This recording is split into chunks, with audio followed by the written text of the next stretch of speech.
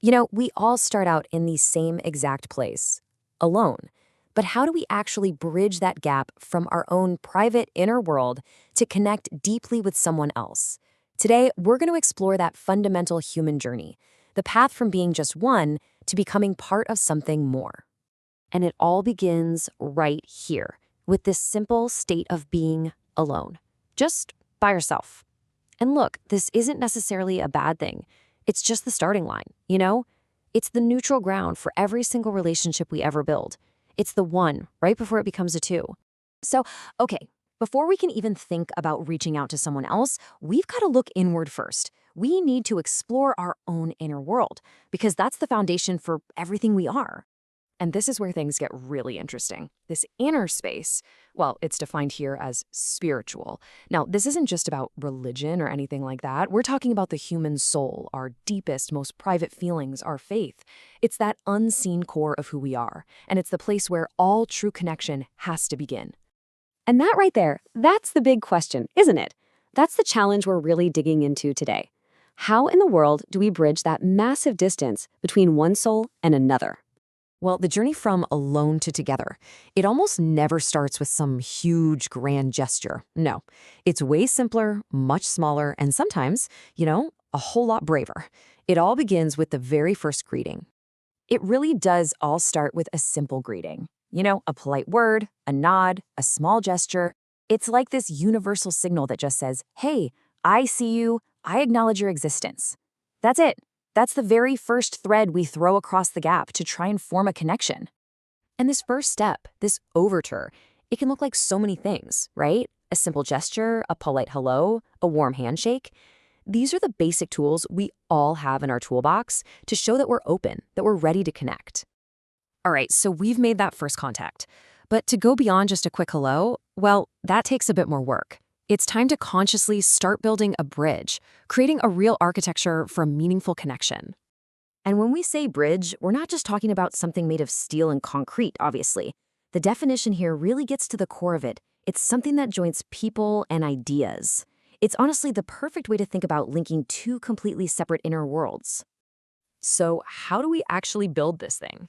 Well, it seems to follow a pretty clear path. First, you've got to start with genuine curiosity. Then you communicate with empathy. That creates the first real link. And from there, if you nurture it, you can strengthen that link into a real, lasting relationship.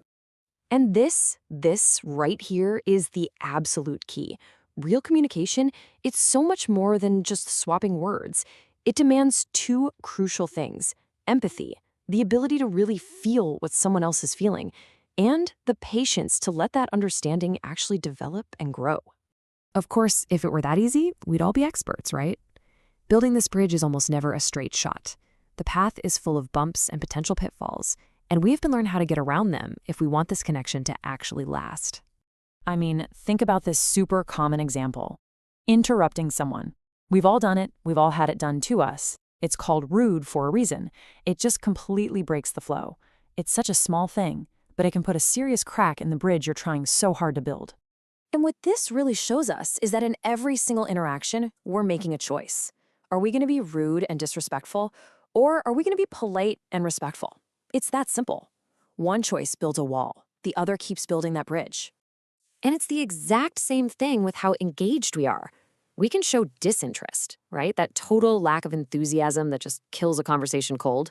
Or we can show some real enthusiasm, that excitement that just invites the other person to open up. It's another one of those little choices we're making, moment by moment. So what happens when we mess up these choices? Well, you get a misunderstanding, a situation where two people are just not on the same page at all. They're not seeing each other clearly, and that's the very breakdown of connection we're trying so hard to avoid. But when we get it right, when we navigate those challenges and we choose respect and we choose enthusiasm, wow, we arrive somewhere really, really powerful. The ultimate destination of this whole journey. We arrive at harmony.